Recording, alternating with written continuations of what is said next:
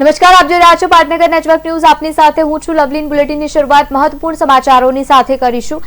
મહાકુંભમાં બન્યો છે નવો વર્લ્ડ રેકોર્ડ। મહાકુંભમાં 50 કરોડથી વધુ લોકો 50 કરોડથી વધુ લોકો મહાકુંભમાં ઉમટ્યા છે। શુક્રવારે 75 લાખથી વધુ લોકોએ આસ્થાની ડૂબકી લગાવી છે।